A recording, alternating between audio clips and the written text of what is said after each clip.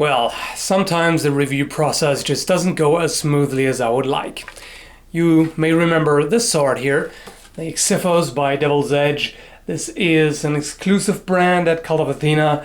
I did a first impression video on this, and I was very positively surprised by how good the fit and finish is for a sword of this price, because it's only $140 US.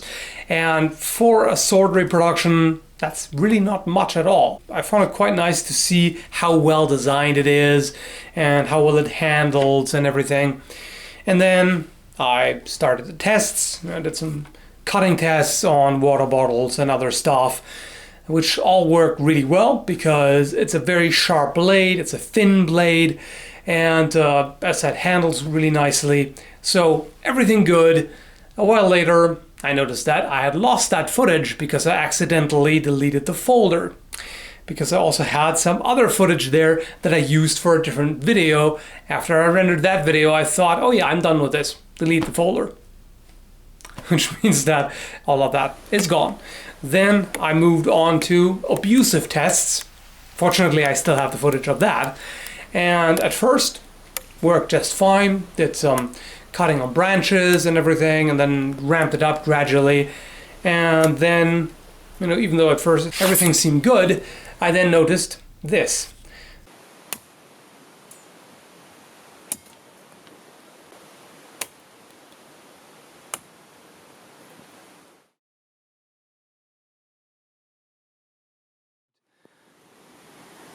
I'm not quite sure exactly what happened, or how it happened rather, because I chopped into the wood here. Well, so what happened was I chopped into it from this direction. This should actually be the easiest. This should be the least likely to damage the blade. And this hit a knot, okay, but this is still pretty fresh wood, and it's soft wood. And I think it probably happened then, right here. And this I found odd because this kind of severe edge deformation is something that I'd normally expect from, say, a bronze sword. So then I contacted Ryan at Cult of Athena, and he was really surprised to see that because they had also already done some wood chopping tests with a few others of these, and those seemed to be fine. So we figured, well, inconsistent tempering sometimes happens, and he contacted the factory. They said, sorry, it's not supposed to be like this, and they wanted to make sure that the tempering is better on the next ones, and they sent another one, which I got a while later. This is also why this whole review took so long. And so then I got this one here. This blade is supposed to be tempered to a hardness of HRC 55 to 58, which is a lot more than the other one. At least if I can believe what the hardness tester came up with, because I use these are basically just files of different hardnesses, and you use them on the blade. If they mark the blade it's softer than that, so I use the HRC 50 tester, which marked the other blade. The 45 tester did so as well, so it seems that the first blade would be less than 45. I did tests again with this. At first, again, no problem at all. Then I ramped it up and did pretty hard abusive tests. So the thing is with wood chopping, you can get away with it just fine if you pick branches that are not overly thick. So as I mentioned in another video, the larger it is, the more of a danger you have of the blade cutting into it, then getting stopped abruptly, and then the momentum just drives it on, and then the edge is stuck and the rest of the blade still wants to turn. So that's where the edge can chip or break or bend, anything like that. Didn't happen this time. So you can see the edge is still perfectly fine. There is no major damage. I think there was a little bit of damage, but really quite minor, repairable. So I thought, yeah, they fixed it, good. And then I looked down the blade and noticed that it was twisted, like the entire blade is kind of off center. Like that's again what happens with this kind of hard abusive test, where you hack into it and then there's a lot of torque on it. The entire thing twists. The handle wants to go one direction, the blade does not. So that's how that happened. And I hope you can see that in the video. I'll try to show it. It doesn't seem like a major problem, and I figured, well, okay, very abusive testing, so that's kind of to be expected. However, then I found that I can do this. So I hope you can see that. Actually, let me do that across my chest here. That was just my tendon snapping, by the way. So I can do this, you know, just from flexing it over my knee or against my chest. And of course you can see that that's not quite how it's supposed to be. So it's supposed to flex and then return to true, whereas this here just is so soft that it just stays bent. I'm not a metal worker, so I don't know exactly what went on here. I can only guess that there was some kind of mistake. Maybe that they might have even sent another one of the older ones without realizing it. I have no idea. Something went wrong, clearly.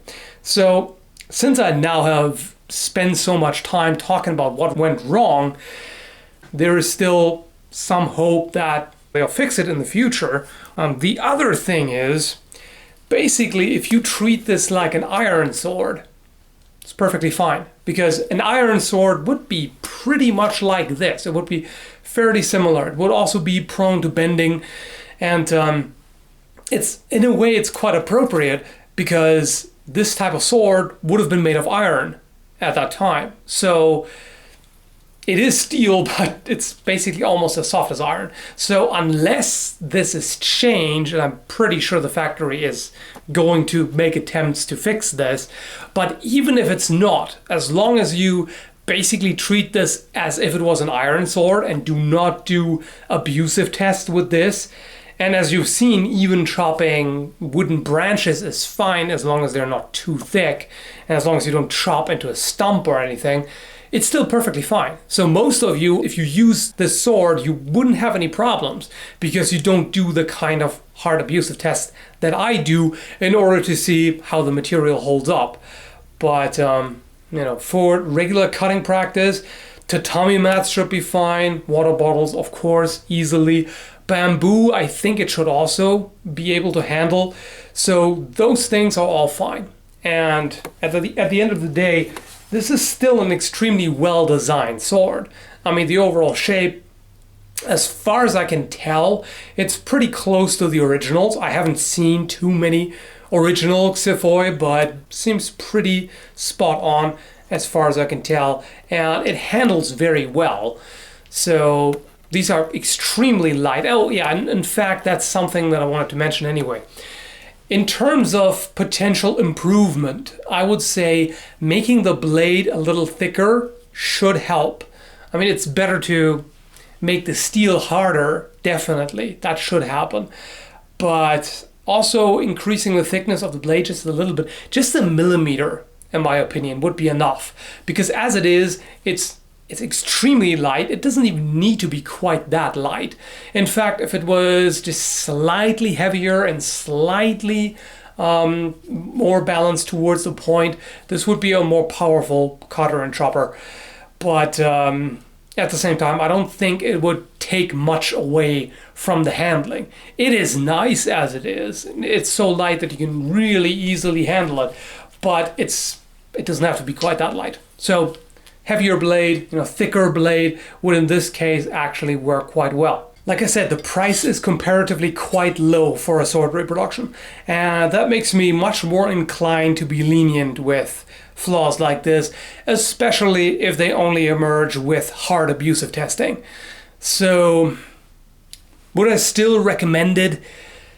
Yes, with some reservation. Like, if you plan any kind of hard use, then rather wait. They may fix that eventually, but if you just want it for light cutting practice, then it's perfectly fine. And otherwise, the things I said in the first impression video still apply. Especially now that I have two to compare, I see that The quality control in terms of fit and finish is very good.